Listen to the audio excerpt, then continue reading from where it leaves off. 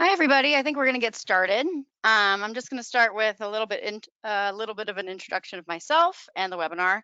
My name is Katie Svoboda-Kindle. I'm an attorney at Community Legal Services. And I personally, one of the main things I focus on is helping people who face barriers to employment because of their criminal records. And at CLS, we address this both through direct representation, helping individuals, but also through policy work. And we wanted to do this webinar on FBI records because we have dealt with FBI records a lot over the years. And we know that sometimes for us, it's been, we've hit different kind of struggles, had different kind of struggles with FBI records. In particular, we have had many clients who have faced problems due to errors on FBI records. FBI records that show expunged cases or show cases without the dispositions, making it look like the cases are still open. We've had clients who've really faced very, very serious consequences, losing jobs or being denied licenses based on those issues. And especially in the past, we found that it was pretty difficult to address those issues and to fix those errors. More recently, we've been really focused on FBI records in relation to policy work that we do, because we do a lot of policy work related to sealing of records. And here in Pennsylvania, we face a really big difficulty, which is that our sealed records still show up on FBI records. And we have been trying to address that issue, and we've really honestly been hitting walls because it's been really, really difficult for us to even get authoritative information about, what's causing that problem, how that problem could possibly be fixed. So as you might imagine, I was incredibly thrilled to be connected with Paula Zirkle, who's going to be one of the people presenting, or it's just me and her presenting. She is the unit chief of the FBI's CGIS Biometric Services Section, Criminal History Information and Policy Unit. I'm going to let her explain exactly what her job is. But basically, she is an authority on every area that we care about here at CLS. And she has been giving us some great, great news that I'll let her share about FBI sealing, and some other things that she's worked on in her work there. And it's been really great to talk to her also and to learn about the things that she's been doing at the FBI to try to address some of those problems that we've been experiencing, the errors on the records, the things that she's doing to try to make it easier for people to access their own records, identify errors, and challenge those errors. And also what she's been doing to expand FBI record clearing. So I'm so happy that she's willing to spend her time here and share her knowledge here today. So at this point, Paula, could you introduce yourself and talk a little bit about what your job is at the FBI? I'd be happy to. First of all, I want to thank you for giving me this opportunity to speak about what I do. I'm very passionate about what I do. Again, my name is Paula Zirkle. I serve as the unit chief of the FBI's Criminal History Information and Policy Unit. I'm the program manager over the FBI's criminal history, the policy, the operations and maintenance of those records, the outreach and efforts to have those records be as complete, accurate, and timely as possible, as well as the business functions of which allow an individual to receive a copy of their record or challenge their record. And those all fall within the Criminal History Information and Policy Unit. I'm very happy to be with you today and to talk about those things. I've been doing this for 28 plus years, and very, very passionate about what I do and about the mission of my staff. Thank you, Paula. So let me talk a little bit about what's going to be going on in this webinar before Paula begins. This is really focused on to help people who directly represent clients who get FBI background checks. So to kind of give you a background about what the FBI records are, what kind of information they contain, what you can do to help your clients. But also the information here is going to be helpful for any kind of advocate who wants to know more about FBI record systems. So certainly people who do policy work having to do with criminal records, I think that this is going to be helpful as well. Just to give a summary of what we're going to be doing, Paula is going to be giving an overview of the criminal history information that appears in an FBI background check, how it gets there, how the FBI gets that information. She's going to talk about expunging and sealing in FBI records. She's going to talk about how your clients can view their own FBI records, how they can fix errors, challenge those FBI records. And we're also going to be talking about how employers and licensing agencies get access to the FBI records. So Paula is going to be talking about the mechanics of that, and I'm going to be talking about some of the law that applies in that area. You should have a control panel that you have access to. The control panel has some handouts in it already. Those handouts, if you don't see that, the handouts will be made available afterwards, but the PowerPoint is made into a PDF and that's already there. There's also a handout that is going to correspond to my section, and then there's a handout that corresponds to Paula's section. The PowerPoint that we have in there, the links, that there are some links that Paula is going to be talking about to websites. Those links are live in that PDF. So if you want to, open that up and follow the links, you can. We're also going to be making a recording of this webinar available, and we will provide that afterwards. And that will be available on our website. In addition, there should be a section in that control panel for questions. Feel free to write questions as we proceed, as they occur to you. We are hopefully going to have time at the end for Paula to answer some questions, or me if you have any questions for me, but I'm sure they're going to be mostly for Paula. So as you go through, if you have questions, go ahead and write them, and then hopefully I'll be able to read through them and ask Paula some questions at the end. All right, so we're going to start with the very, very basics. What is an FBI criminal record? Just to make sure that everyone is on the same page about identifying what an FBI criminal record looks like, how it differs from other background checks. So an FBI criminal record is not a background check that is created by a private company. So the vast majority of background checks that are done are created by private companies. Those can be federal, they can be national. They will say that on there. They can include federal criminal information on them, but those are not FBI background checks. FBI background checks come from the FBI, and they are based on information that is compiled by the FBI and distributed by them. One of the main differences between FBI background checks and private background checks, one of the main things that you can use to tell whether your clients are actually getting the FBI background checks, is that an FBI background check will always require fingerprints, whereas the vast majority of background checks do not.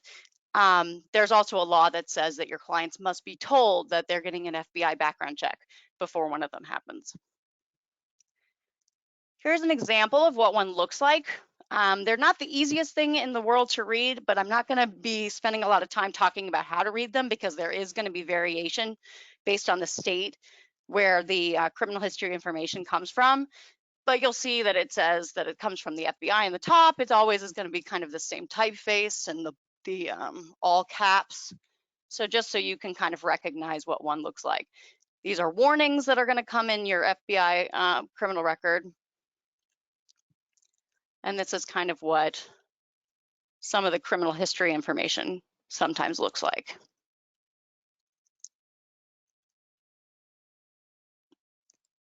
Okay, go ahead, Paula. Okay, so I'm going to start out by talking about the basics databases. So the FBI's next generation identification system records are all fingerprint based. There are no citation records that are just name based. They must be fingerprint based. The Interstate Identification System, which many of you may have heard of III, functions as part of that NGI system. Now, the III actually provides for the decentralized interstate exchange of criminal history record information, and it uses pointers, and we'll go into a little more detail in a few minutes what those pointers are and what they're used for. But those pointers are established by the submission of arrest fingerprints. And I want to make sure I explain that that each contributing agency, they must be authorized to submit those fingerprints to the FBI and to be able to receive the criminal history record pursuant to the federal authority. Oops, sorry about that.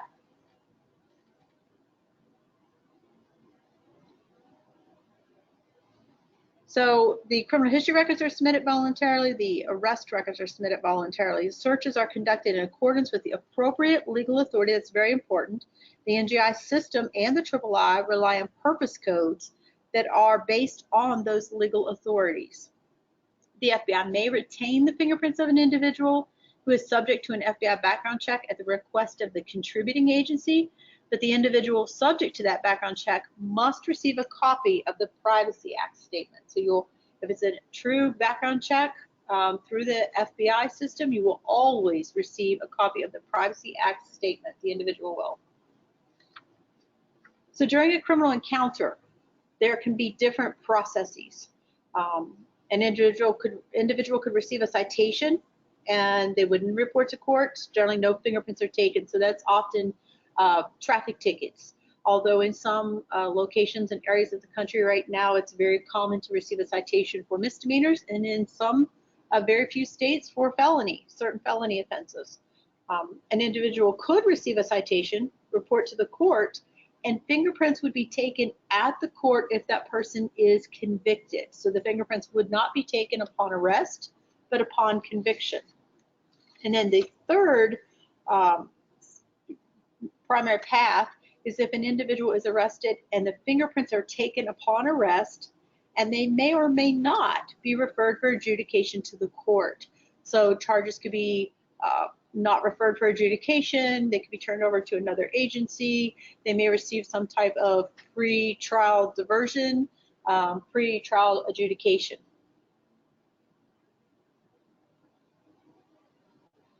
So if the individual is fingerprinted during an arrest, a criminal arrest, the fingerprints are submitted to the appropriate state identification bureau for processing. If the fingerprints match to an existing record in the state repository, the arrest information will be added to the individual's record at the state repository. If the fingerprints do not match, then a record will be created at the state repository. Now, it's very important, this piece of this, because remember I said the III operates on a decentralized model. And it's important to know this piece of it so that later on, when we talk about expungements and sealings, it's important to understand where the records are housed and how they have to be kept in correlation. So if a new record was created at the state repository for the individual, the state will create or assign a state identification number, which you might hear called a SID number. If there's an existing record with a corresponding SID, then that arrest event would be added to that individual's pre-existing record. Now I'm going to talk a little bit about national fingerprint file states in a second, but if it's a non-national fingerprint file state, so it's a III participating non-national fingerprint file state, the arrest information will be electronically submitted with that SID to the NGI system. If it is a national fingerprint file state, and we'll go into detail what that an NFF state is in a minute, the arrest information is sent to the NGI system only if there was no prior record with a SID. And I understand that's confusing, but if it's a national fingerprint file state, then the records are housed at the state level. Only the initial arrest comes to the FBI, or additional information such as additional AKAs, additional dates of birth, or higher quality fingerprint images. But the arrest records themselves would retain only at the state identification bureau. For non-NFF III participating states, they would go ahead and send that arrest information to the FBI. But remember, it is voluntary. So they may not send all of them. They may send part of them. They may send certain crimes or certain offenses. If a record with a SIDR exists in the NGI system, the NFF state, just as I said, will only add the additional biographical information, such as additional names, dates of birth, social security numbers, and all information submitted to the NGI system will be added to the individual's record if that contributing agency indicates that the record should be retained. If the I think it moved ahead again too far. For For a fingerprint-based civil check of the NGI system, the response is built by adding a federal arrest. So a fingerprint would come in for employment or licensing. It would be ran against the NGI system. If it would match to an existing record, the NGI system would build a response. It would start doing that by adding any federal arrest that would be housed in the NGI system, and then it would query state repositories based on those pointers I spoke about before. So the pointers are basically housed in your III system. That's what it is, an interstate identification index. It's an index of pointers.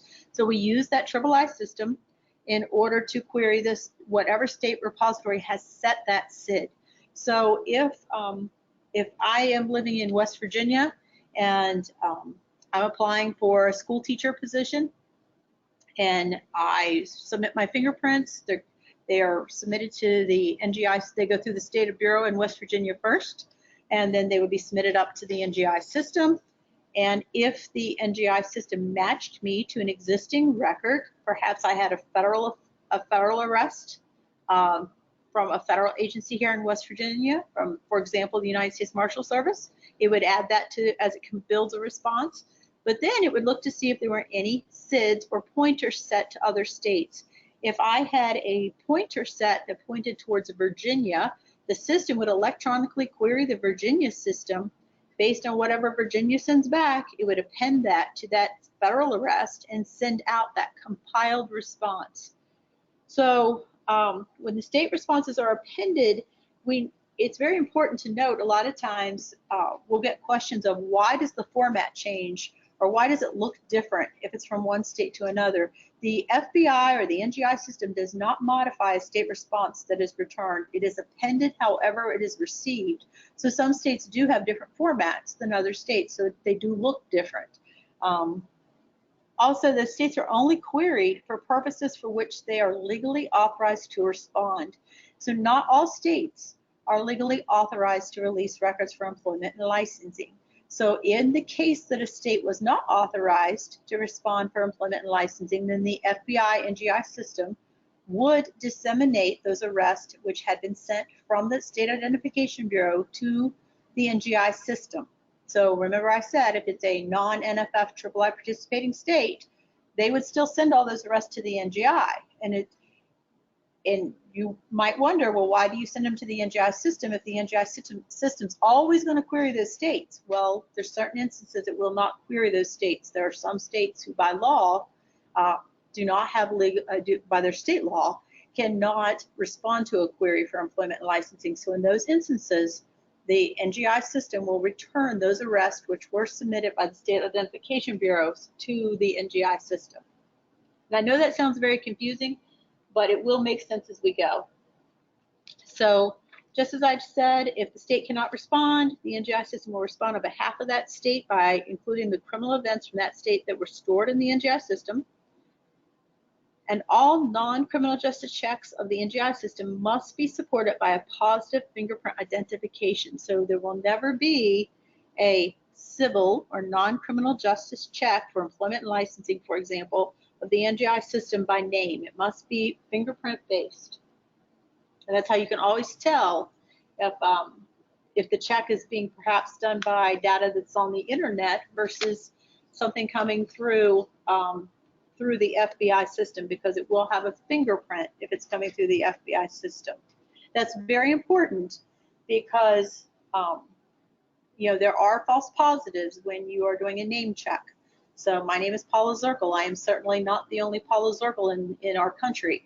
So if I was running a name check, I might hit against a Paula Zirkle or a Pauline Zirkle or a Pauline Zinkle.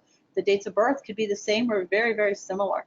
And it may return information on me that was not accurate. Whereas if I provide the fingerprint, then the information disseminated then would be the information that was submitted to the NGI system with those same fingerprints. So it's important to note, just as I said, the FBI does not modify or reformat the information provided by the state repository, so we don't change the information that was responded to from those queries. And the compiled information can contain information in different formats based on how the state response is formatted. So Often a question we get is about non-serious offenses or non-criterion offenses, and are they stored in the NGI system? So no, non-serious offenses or non-criterion offenses are not stored in the NGI system.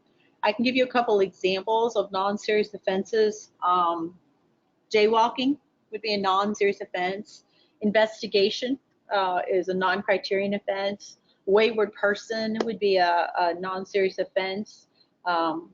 Things we wouldn't even think of, such as mooching, is a non-serious offense. Runaway is a non-serious offense. There's different lists of them. Now, we have been asked, why are those sometimes disseminated if the FBI does not store those in the next generation identification system? Well, remember I said we do not modify the state response when the state response is returned to the NGI system as part of that query.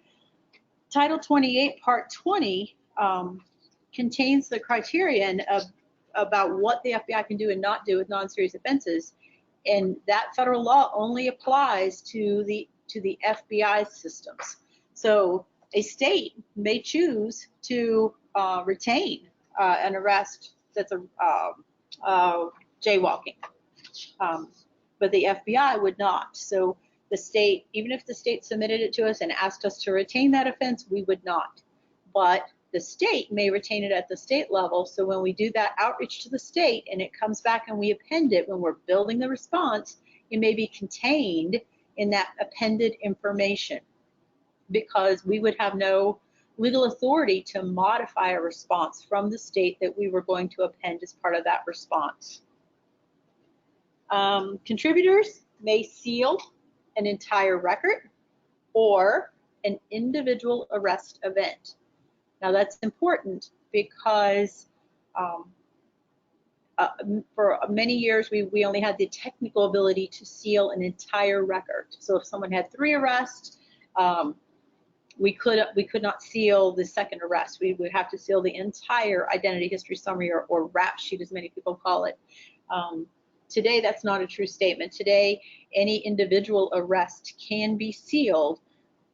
Now, it is very, very important. Remember, because you have information held at the state repository, and you have information held at the next generation identification system, it's very, very important that those be in sync. So if something is sealed at the state level, it should be sealed in the NGI system. If it's sealed in the NGI system, it has to be sealed at the state level. Because here's what would happen in this scenario. If it is sealed at the state but not the NGI system, and a query comes to the NGI system is going to continue to reach out to the state, because the NGI system isn't going to know that it's a sealed event or a sealed record. If it's sealed at the NGI system but not the state, then the NGI system won't reach out, although the state may not realize, the state may think that shouldn't be a sealed record. So it's exceptionally important that they remain in sync. That's challenging when you're looking at the millions of records that are affected, and the fact that it's a very decentralized system that operates on a completely shared maintenance and management. So the seal requests that come in do come in through the State Identification Bureau. So an individual, if they submit a seal request to us, they go to court and they petition for a record to be sealed. If that comes in directly to the Bureau, we will actually reach out to the state to verify that information, number one, but number two, because we're trying to keep those records in sync. So we always ask that those come through the State Identification Bureau, because if it comes through the state first, the state, number one, can seal the record at their level, and then they can send an electronic message on to the FBI. We actually have an electronic system called our FBI sealing program, and they can join the FBI sealing program, which just means that they have tested those electronic sealing messages, which actually increases the timeliness of the sealing of the information also. From a federal perspective, the only federal authority I'm aware of to seal records is for federal juvenile delinquents or youthful corrections. So in those instances, generally we would see those sealing requests come from the U.S. courts or the USAO, your United States Attorney's offices, and they can seal those records. So So the contributor would, when a state joins the sealing program, that contributor state would provide the FBI with a list of those purpose codes for which a sealed record information can and cannot be disseminated. So based on their state law, they would join the sealing program and say, in our state, we can seal records for employment licensing. But we would release them, what we often see, we would release them for criminal justice purposes, or we would release them for national security. We may release them for emergency placement of children, but we may seal for public housing. So it's all up to that contributor, that state's contributor, and their state laws. And those are set by the state identification bureaus. And when they join the sealing program, and the FBI simply processes those requests as they come in. So there's often conversation about expungements, and historically there's been confusion about the difference between an expungement and a seal. So a seal actually seals a record and disseminates it for only specific purposes. An expungement is a deletion. Once a record is expunged, it no longer exists in the NGI system after the expungement. Now, as we started out, in this presentation, we mentioned expungements, and sometimes they're processed at the state, not the NGI. So if an individual becomes aware that the record has been expunged from the state record, but not the NGI system, the individual is welcome to challenge that record, and I'm going to talk to you in just a second how easy that is to do and how to do that.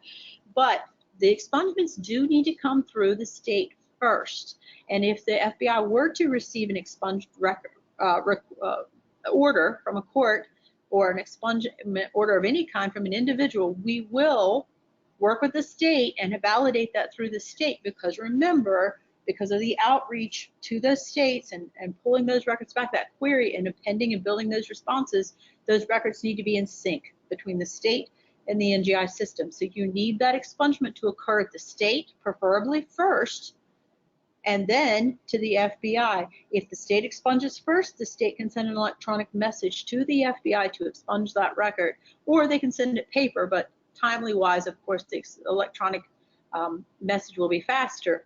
But it's exceptionally important that the records be kept in sync. So if it's expunged at the state level, it should be expunged at the federal level, at the NGI system. So the FBI cannot seal or expunge a record without a request from the State Identification Bureau for the authorized contributor. And that falls back again. Everything we do is based on a law, regulation, or director-approved FBI policy, and the requirements that it must go through the State Identification Bureau are supported by Title 28, Part 20, and that came about in the, I believe it was in the 70s, and I believe it was 74, that actually said that each state should identify a sole source for that information. And it was so that it would be a way to manage that information and to keep it in sync and to keep it as accurate, timely, and complete as possible. So we work with each of those state identification bureaus in each state and in the territories to try to keep that information as synced and in correlation as possible. So that is why we will never seal or expunge unless we have reached out to the state, and it must come through that state, or we will verify it with that state, because we're trying to keep those records in sync, because we realize the impact to the quality of the records and to the individuals if they are not in sync. So it's very important to us.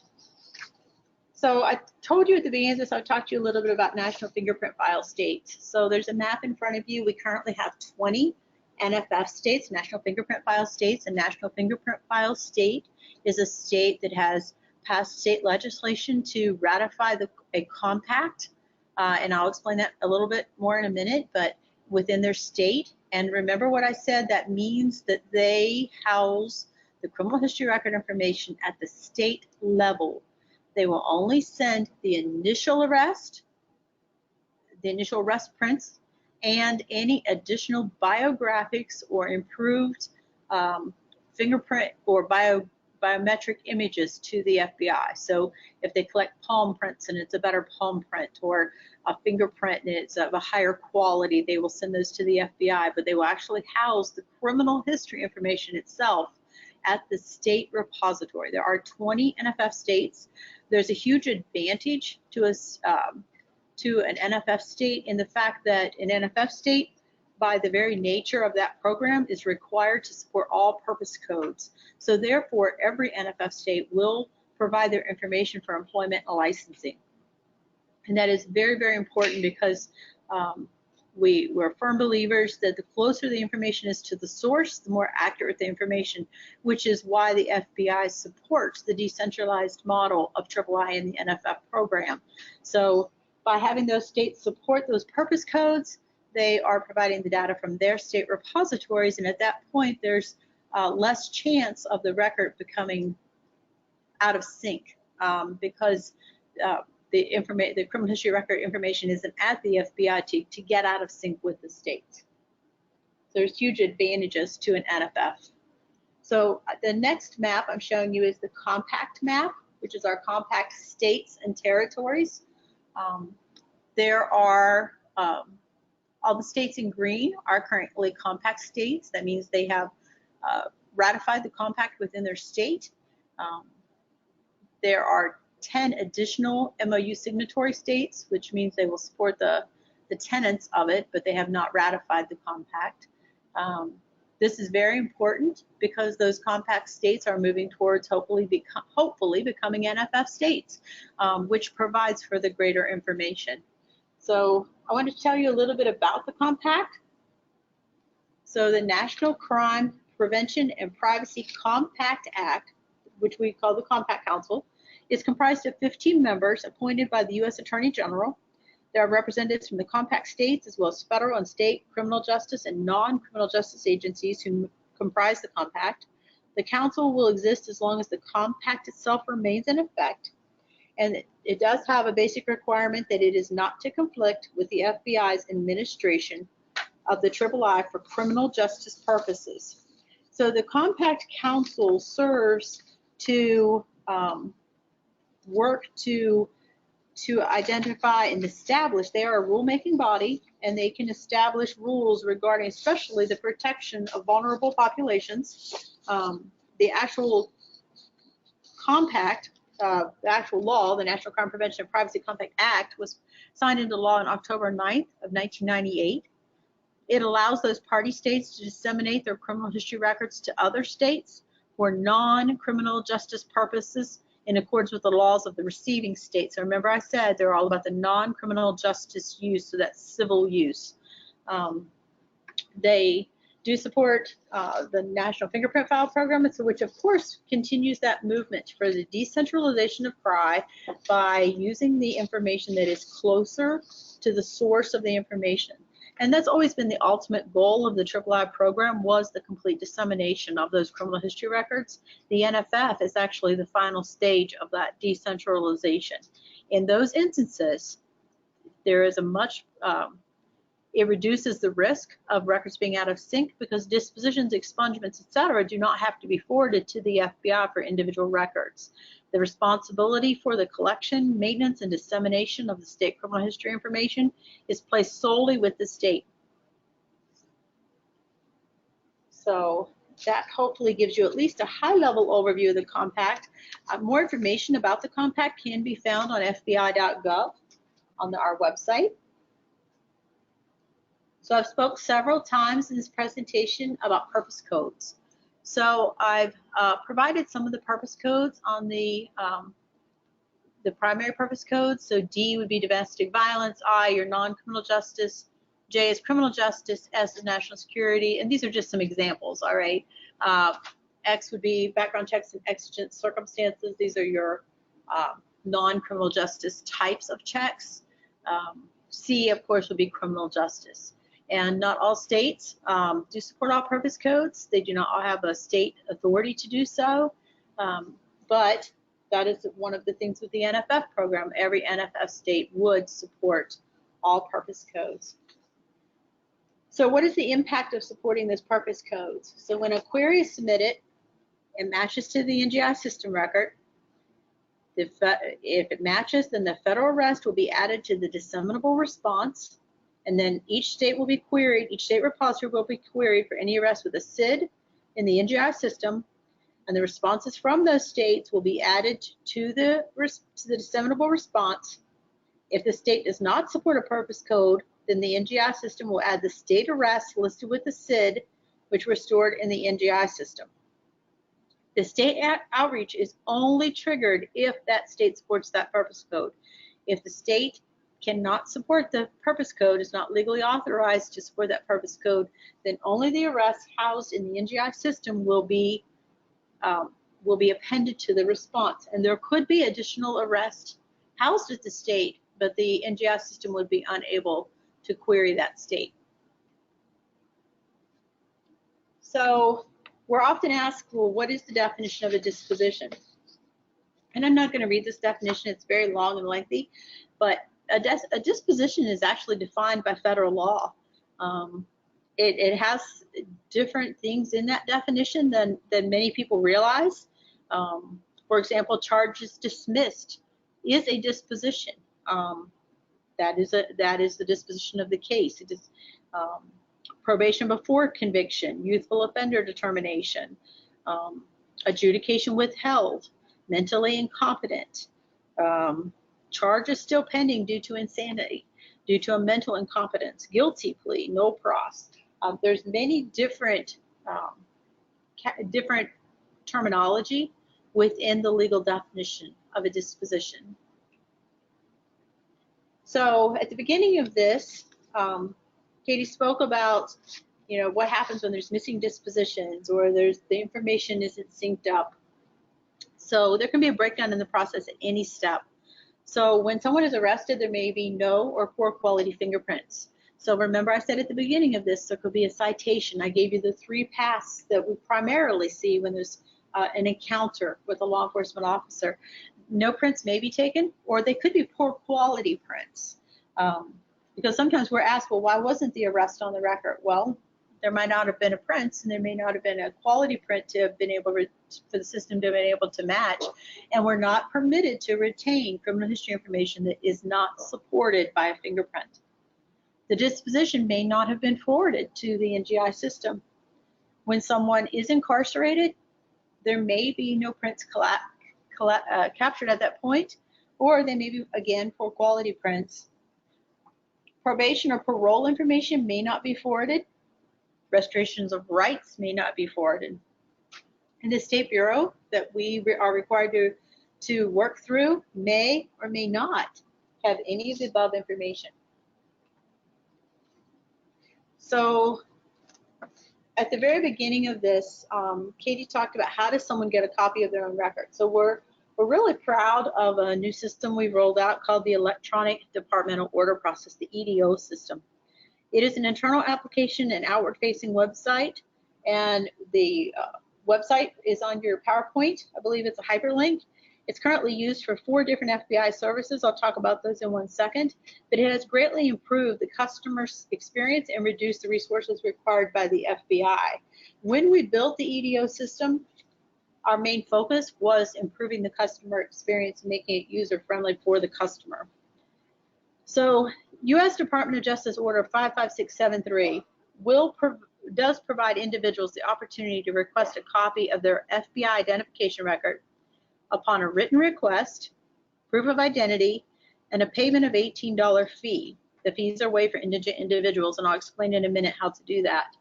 The FBI does not retain the $18. I think that's something that's not widely known. That information goes directly to the Department of Treasury. The FBI does not retain any of those funds.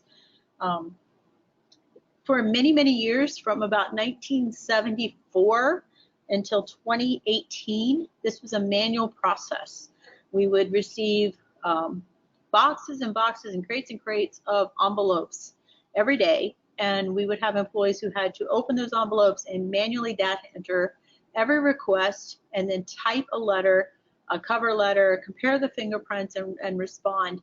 And it often took, it was a very time-consuming process due to the very large volume we processed, being that it was so manual.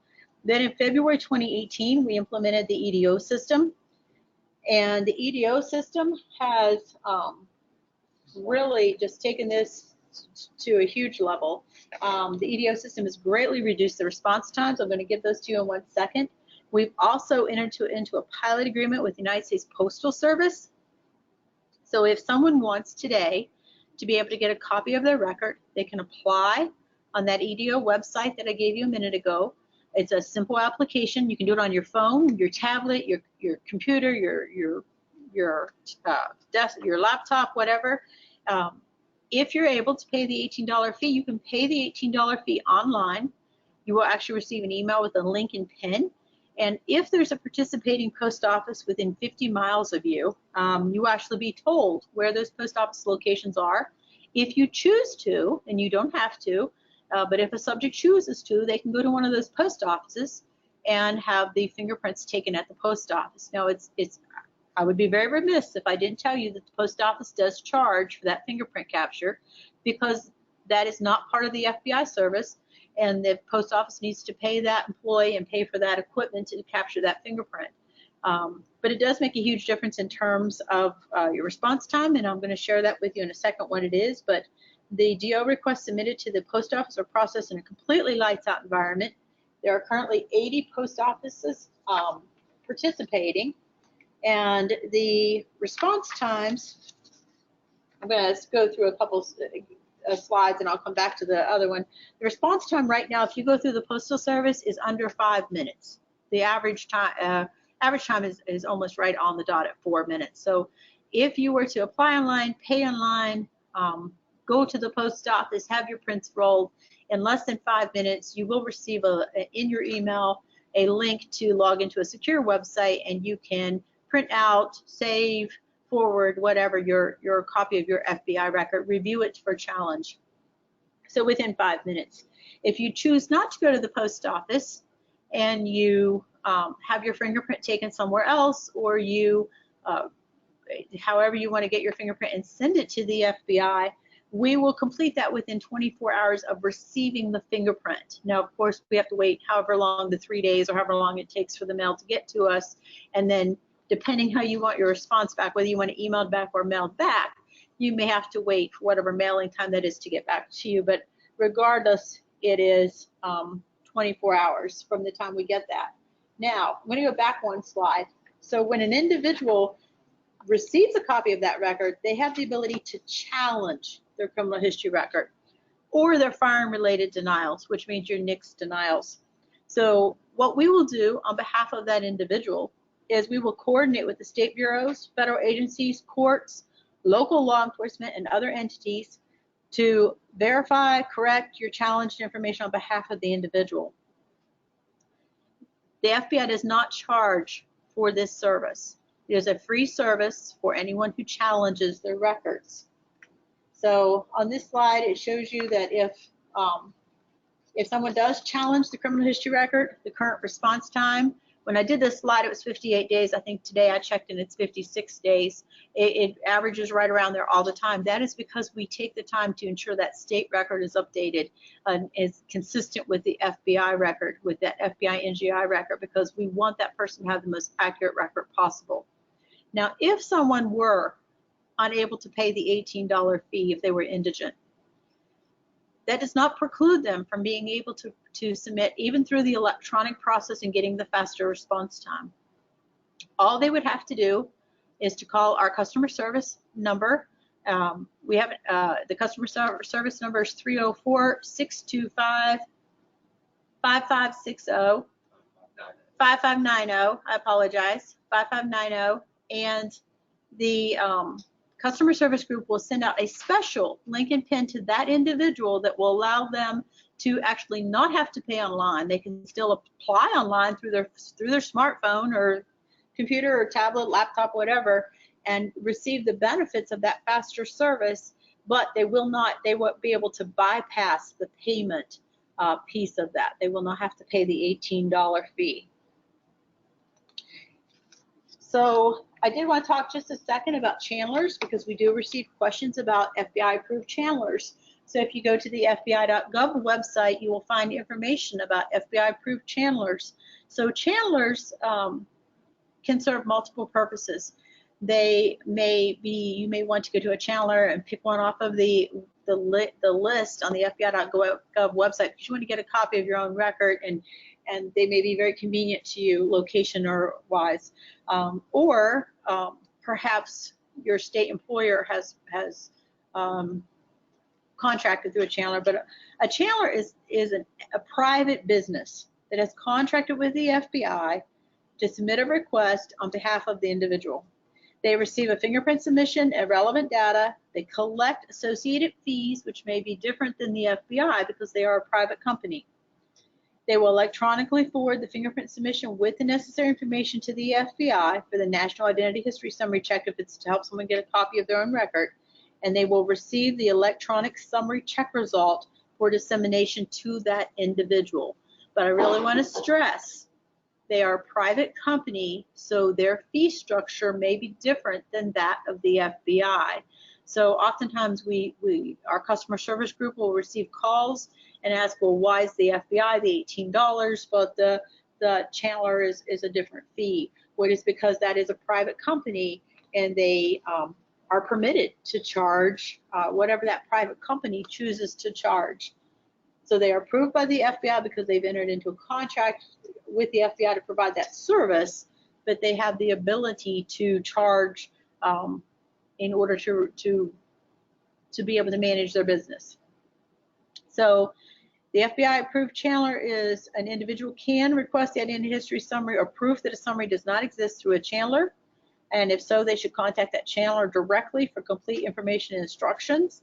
And we did provide a hyperlink that will immediately take you to the list of FBI approved channelers for departmental orders. That is for someone to be able to get a copy of their own record, and that hyperlink will take you directly there.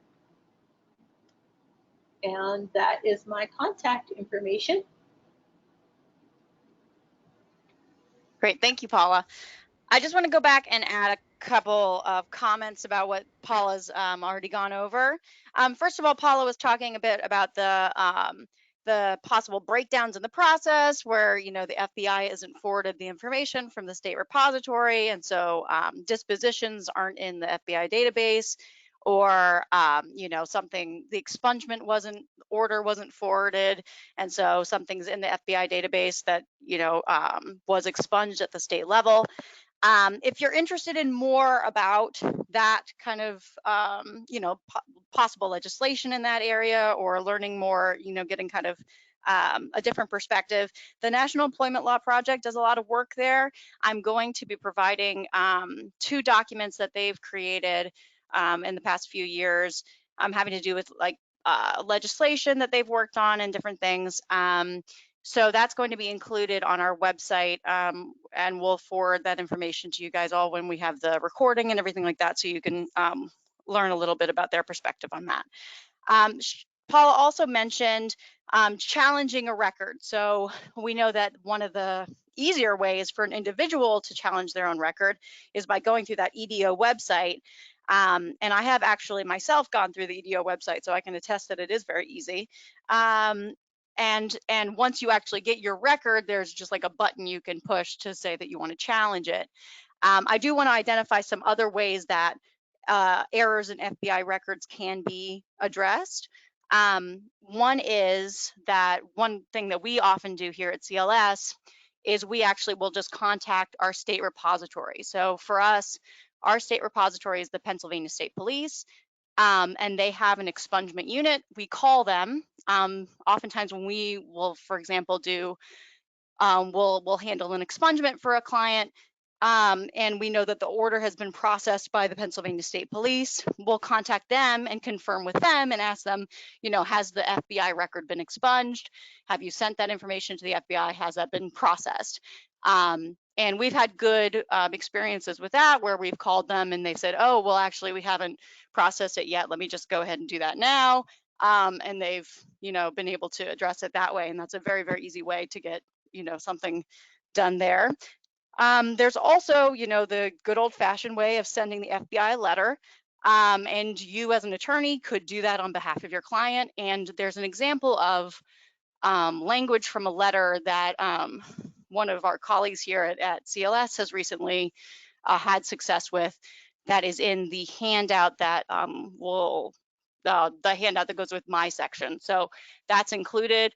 Again, that's all going to be in your control panel, but also that will be on our website and everyone will be sent all that information.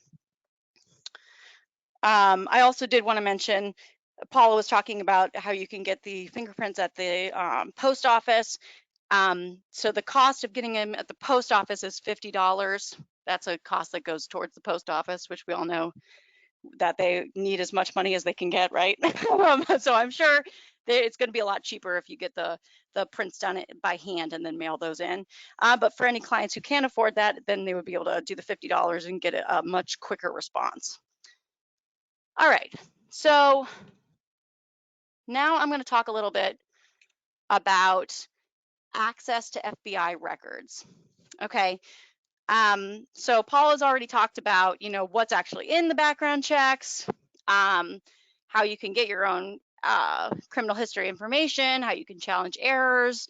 But another common issue that comes up is wondering who actually gets FBI records, who has access to it.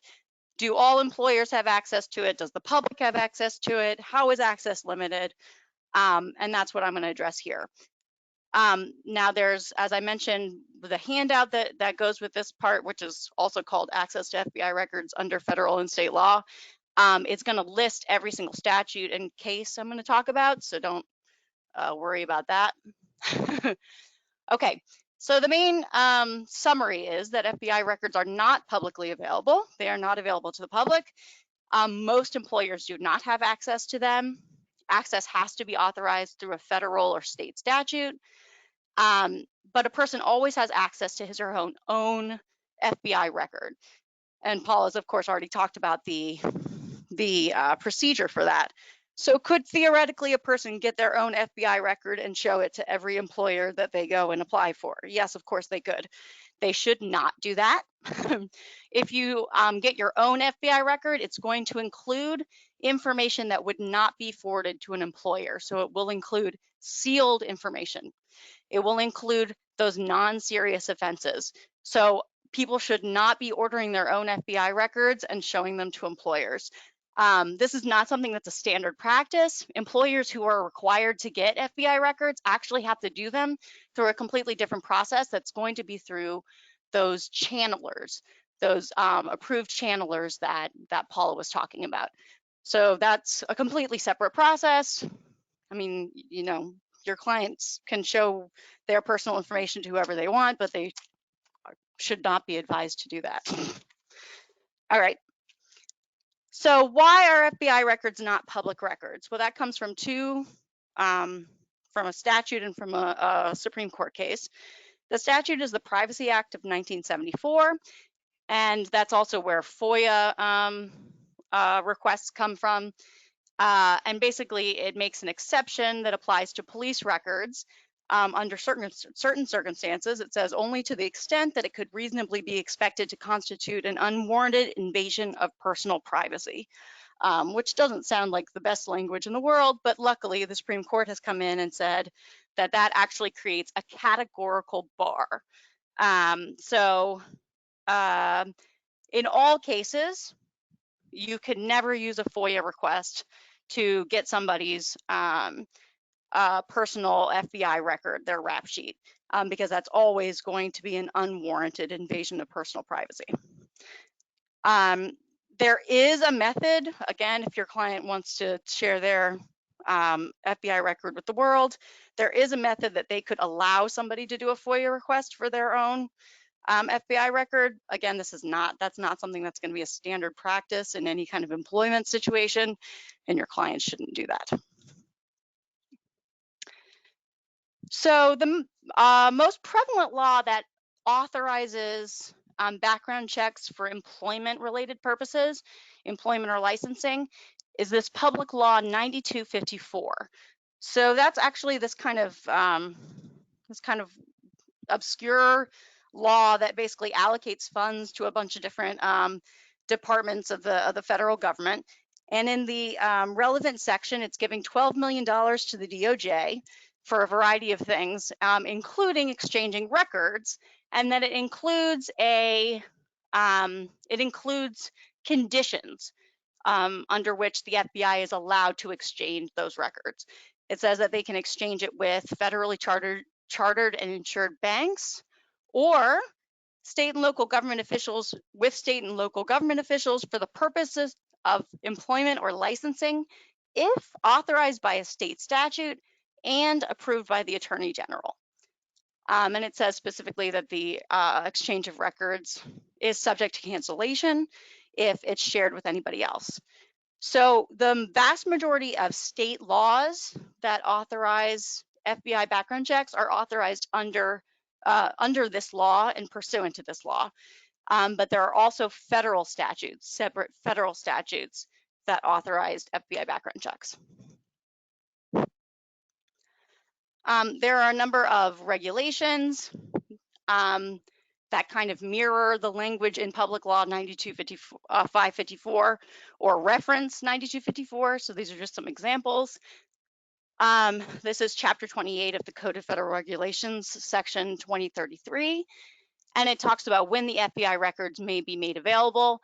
Most of the sections have to do with criminal justice purposes. There's also, if it's pursuant to a federal law, and then it mentions that it's also pursuant to Public Law 544. So again, it has to be pursuant to a state law that's approved by the Attorney General, and it would be subject to cancellation if it's shared with anybody else. There is another regulation here. This is section 5012 that also has very similar language. It says that the FBI can give records to banks, that it could give to pursuant to Public Law 92-544. So there has to be, again, a state law that's approved by the Attorney General. And then it also mentions a few other areas that are pursuant to federal law. So they include the securities industries and nuclear power plants and other instances as authorized by federal law. So this regulation goes on to have some of the kind of important protections and warnings that your clients have to be given if there is an FBI background check. First of all, it needs to be only used for the stated purpose. It cannot be shared with others and to be used for other purposes. And also warnings have to be provided to your clients. They have to be told that the employer is going to be doing a FBI background check, and they have to be given a chance to challenge the accuracy. So there was a question about whether they needed to be given a copy of it. They need to be able to challenge the accuracy, so they need to know what was in it. And that also that they cannot be denied employment or licenses until they are given that opportunity to challenge it.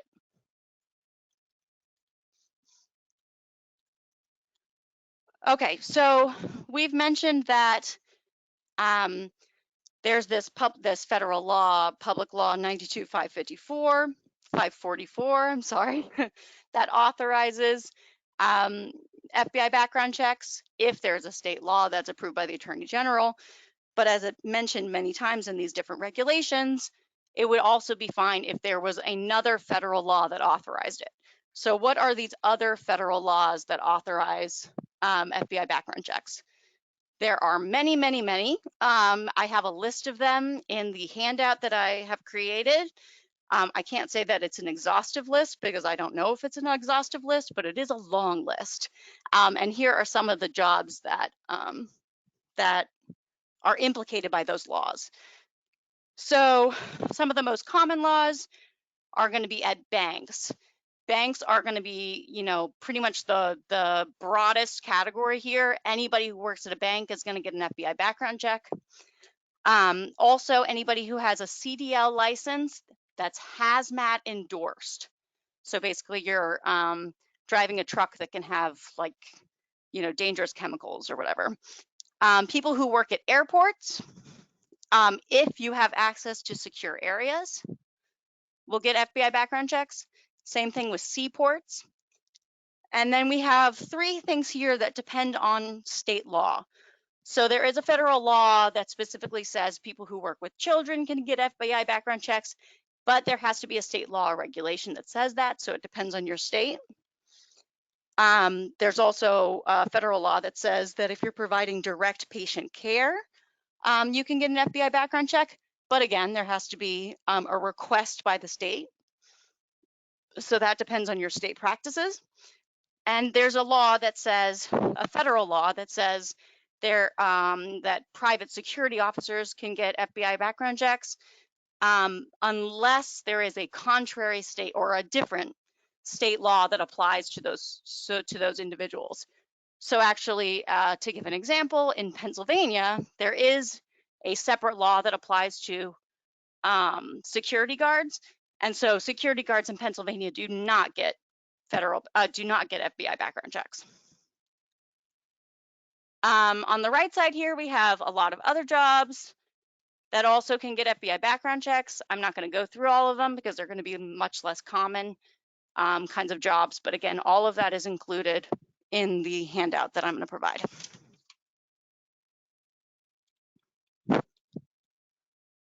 So, as I have stated a couple of times, we have this law, Public Law 92-544, which requires a state statute. Okay, and that state statute has to be approved by the Attorney General.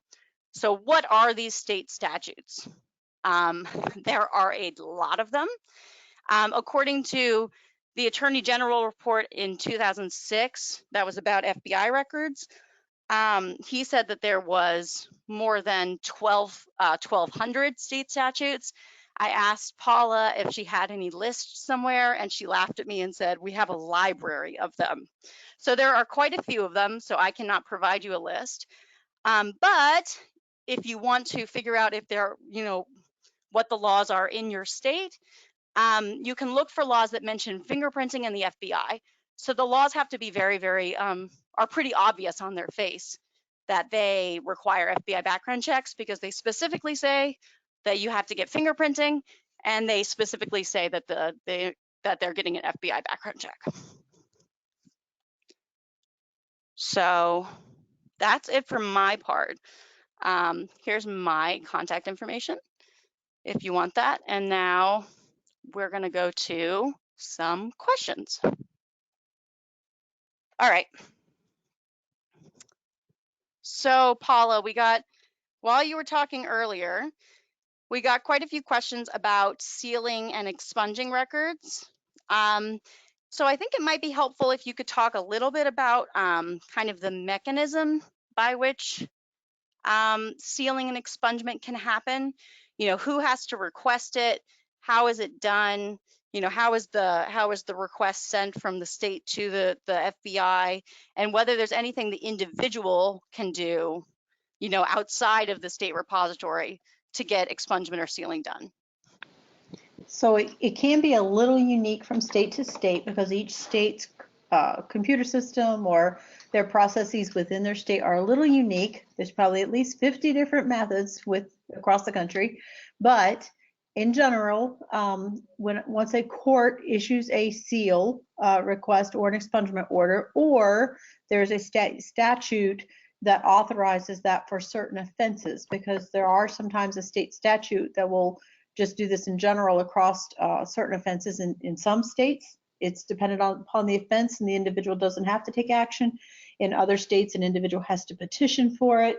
And yet other states, the judge themselves have to hear it and take action. So it really depends upon that state and that state law. But once that occurs, however it occurs, and once that request becomes known or is initiated to the State Identification Bureau, the State Identification Bureau will take action within to seal or expunge, depending what the order is for, within their state repository. Now, they can do one of two things. Either the state, if they're part of our, first they will have to tell us and be part of the state sealing program, which is a very simplistic thing. It's an email. It's not There's no, it's not a lengthy process to become part of the sealing program. It can happen very, very quickly. But we do ask that they test if they're going to send those electronic messages. So that does take a little bit of time to do that testing, because we want to be 100% sure it's accurately modifying the records of those individuals.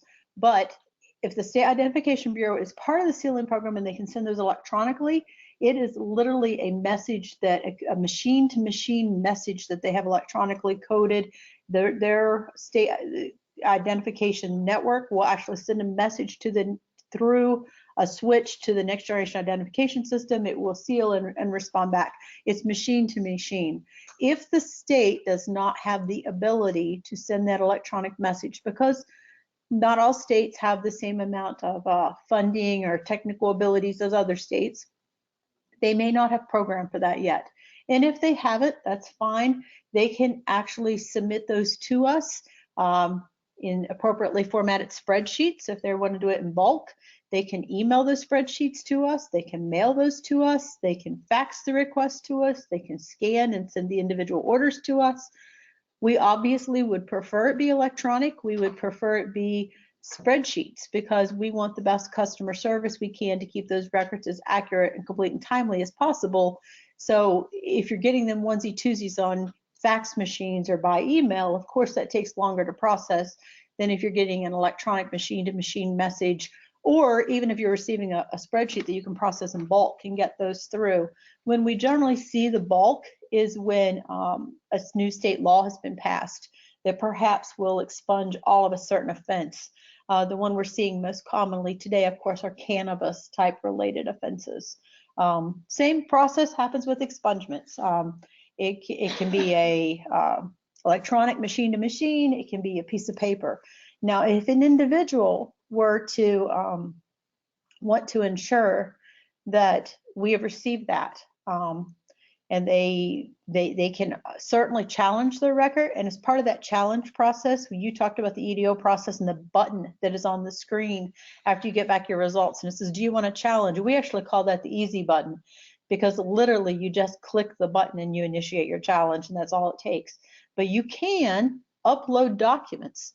So if you want to challenge your record and you would like to upload a copy of that expungement order or that sealing order, then we will do that legwork for you and work with those states to make sure that the state is processing it at their level, and then we'll proceed to process it at the FBI level. And we take care of that legwork and ensure that happens. So it's very similar to when you said that you call your the expungement unit in Pennsylvania to make sure those are happening. If the individual sends that to us, then we do the same. I hope that answers the question. Yeah, so let's imagine you're from a state that regularly does expunge things, but then you find out that on your FBI background check, something that was previously expunged is still showing up. Would you have to then order a record and pay the $18 and get the fingerprints done in order to challenge it that way? Or could you just challenge it based on, that you got a FBI background check done by an employer and you know that it's wrong? So what would you suggest at that point? You never have to get a copy of your own record to challenge. You can always bypass the department order process.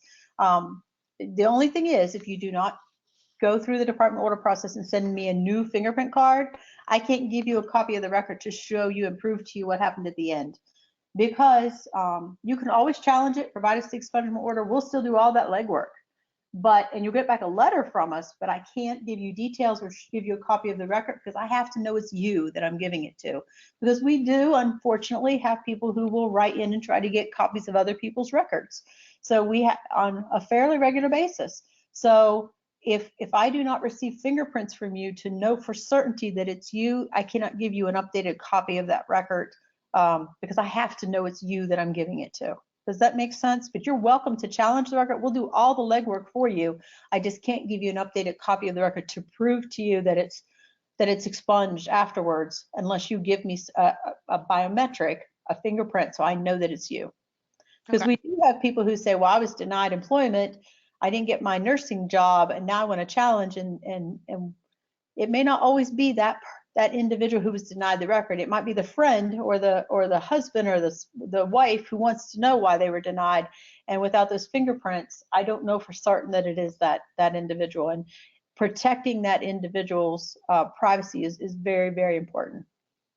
Now, the actual order, the expungement order, the information telling you that the record should be expunged, can that come from the individual, or you have to get that confirmed by the state? If we receive it from the individual, we'll verify it with the state, because we want to ensure the state expunged it also. So as part of that challenge process, we'll reach out to the state and work with them to ensure it's expunged from the state, and then we'll process it at the next generation identification system. So we want to make sure those records are kept in sync. It can come from the individual, but we will, in order to make sure the records are in sync, we will work with the state to make sure it's expunged from both. Okay, great. So I want to talk a little bit more. We got a bunch of questions about the sealing program. Do you happen to know what states are in the sealing program, or how that's progressing? So I apologize, I can't tell you off the top of my head. There are quite a number of states that belong to the sealing program. We are currently working with several states who either have or have pending state legislation to seal large numbers of certain offenses across their state, and we're working with them to do that in a bulk fashion to get it done as quickly as possible when their legislation passes. I apologize, I don't have the states memorized, and I did not bring that with me to the meeting, but it is a fairly large number of states across the country. Okay. And we did get a question. Sorry, I'm trying to go through some of these questions. When a person is trying to get their record from the FBI, what kind of proof do they have to provide that they're indigent in order to get that fee waived? It is, we would prefer some type of notarized copy of documentation to show they're indigent. But I'll be honest, I don't know that we turn away too many people who say they're indigent. Okay, great. All right. We got a question at the very beginning. You were talking about the information that the states provide to the NGI system is voluntary. Are there laws that make the states put the states under obligation to provide information in any situations, or is it always voluntary? It's always voluntary. Okay. All right. There are, and there can be confusion about that, because there is a Fixed NICS Act that requires states to provide a certificate or plans of how they will improve record availability to support the National Instant Criminal Background Check System, which is your firearm background checks. But it does not distinguish whether that is an NCIC record or a III criminal history record or a NICS indices record. So that state is under no obligation whatsoever to submit the criminal history records. Okay. Would you be able to talk at all about the access that ICE has or immigration, courts have to FBI records? Is that something that you do? I suppose that would depend on your question about that. I mean, do they have basically full access, or or like different types of access than, for example, other civil, all these, they're access generally in non-criminal justice situations is generally limited. Is it, I assume, a lot less limited when it comes to ICE having access or immigration courts having access? So an immigration court would be no different than any other court's access, which is limited. That is very different than a criminal justice officer who is performing a criminal justice function. That is a very different level of access between a criminal justice officer performing a criminal justice function in any courts, in any type of court. Okay. All right, I'm sorry, I'm trying to go through some of these questions.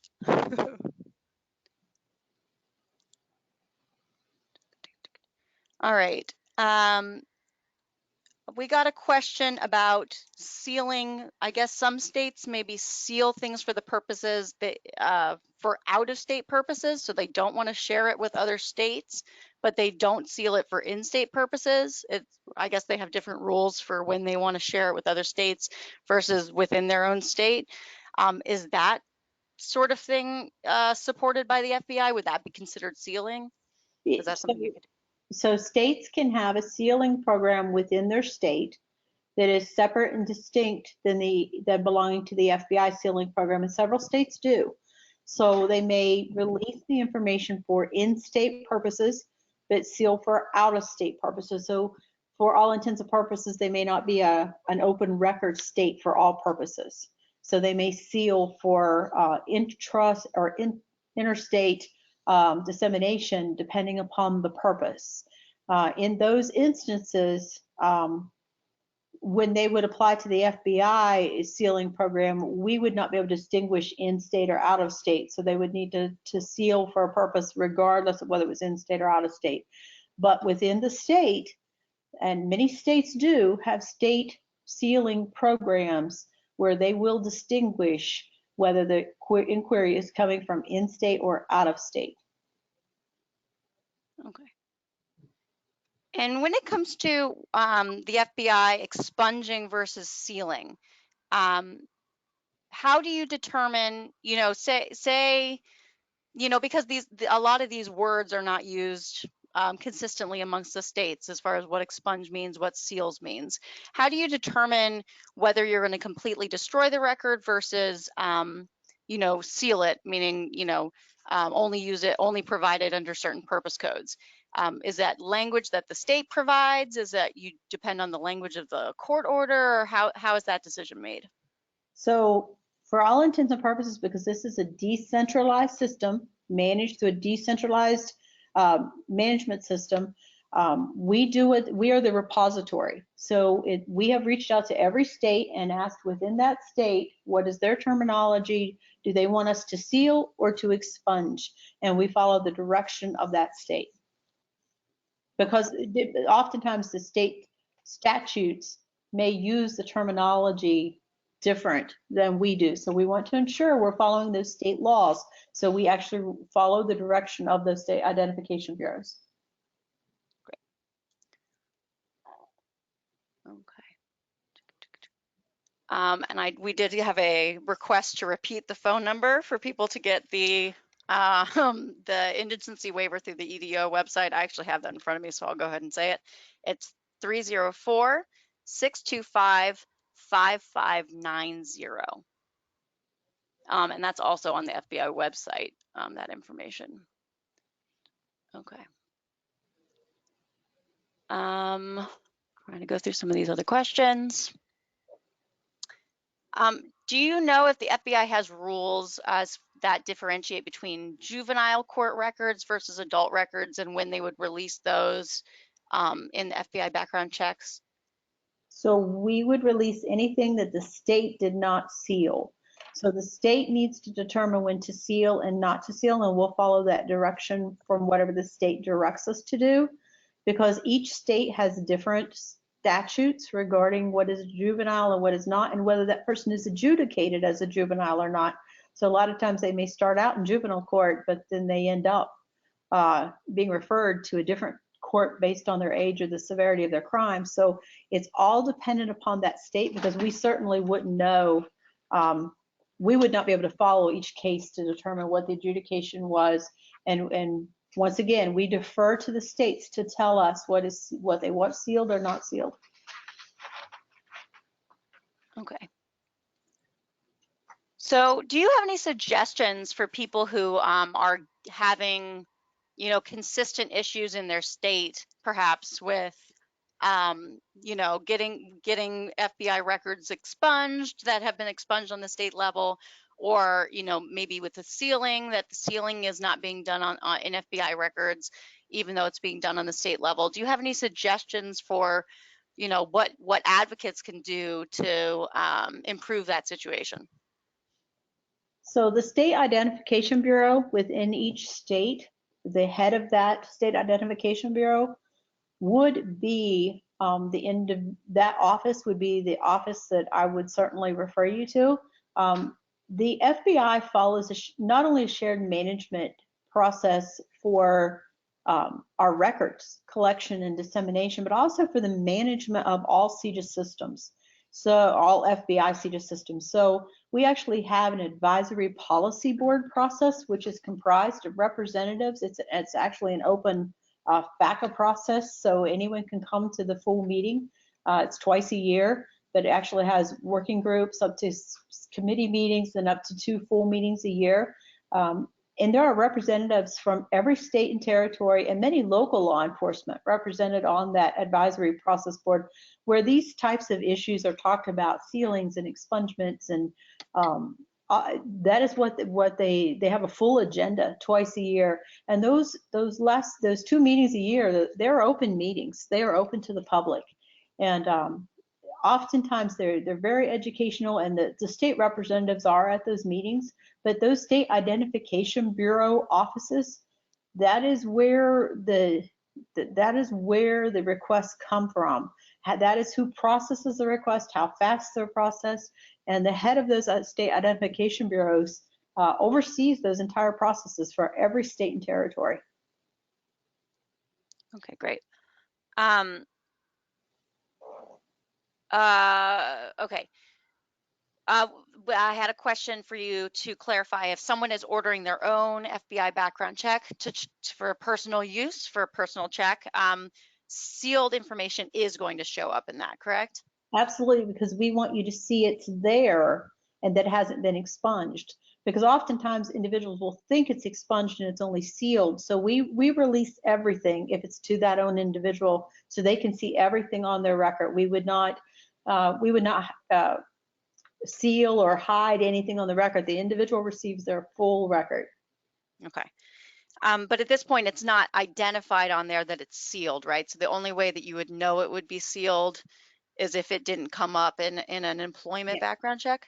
That is correct, because that could change over time based on state law. So at this time, there's no indication of whether it's sealed or not. Okay.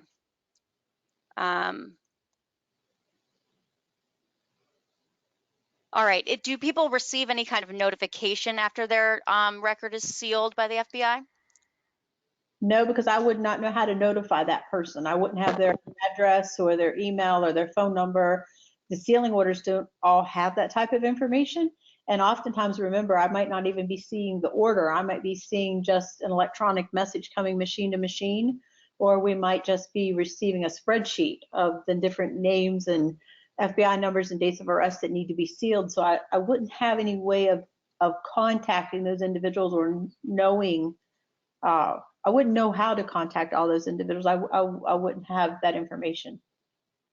And can you talk a little bit more? You mentioned about the ability to seal things for the state to process sealing and expunging in bulk. Can you talk a little bit about that process?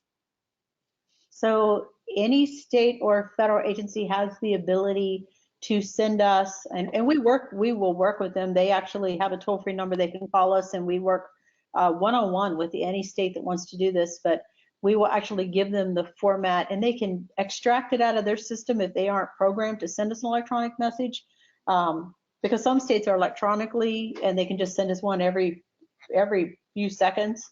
Or if they can't do that, they can extract it out of their state system into a format that we can actually, and we'll even help them format it into the appropriate format to be able to bulk process those. Or they can put it in that right format, and we'll actually walk them through that format, give it to them, and they can actually, we actually have a secure file exchange that they can actually put it in that file exchange. We pull it out, process it very quickly. So we will work individually with each of those states, because we do realize each state's computer system is different, and they're at different levels of technology. So we will literally work one-on-one with each of those states. I have a team who works one-on-one with those states. Great. All right. So, oh, sorry, I'm getting questions as we wait here.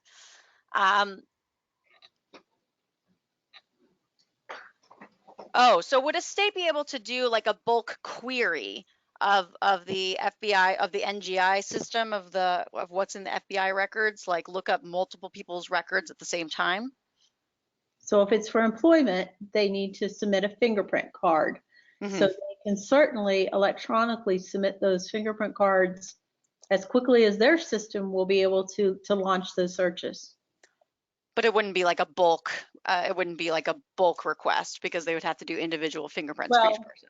They're electronic, so I mean they're coming in multi-seconds. So I mean it's milliseconds. So it's, you know, I'm not sure that that's any different than bulk at that point. They literally are processing in tenths of, I mean it's literally milliseconds. So I'm not sure that would be absolutely any difference than bulk.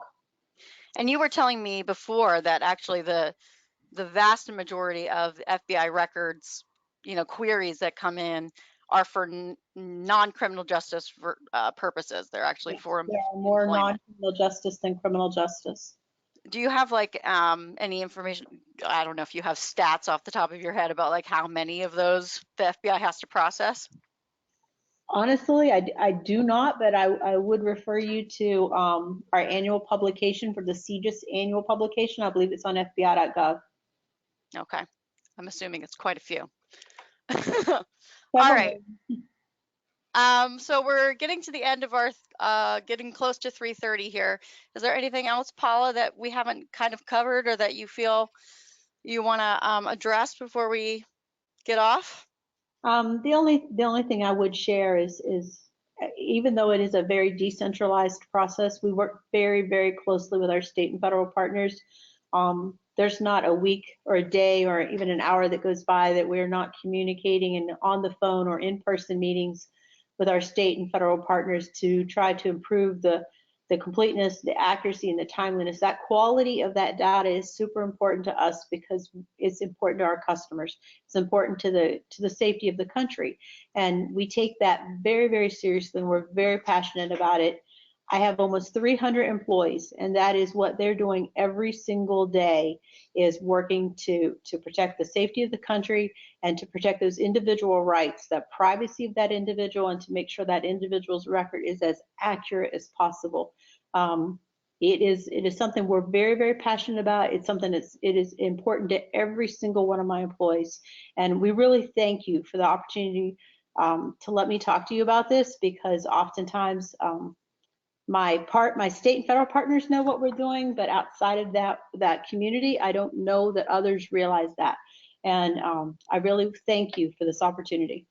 Thank you so much, Paula. We really appreciate it. At this point, we're going to sign off. And we will provide a recording of this webinar and all those handouts. Later, we'll send everybody an email with the link to our website with that. All right, thank you.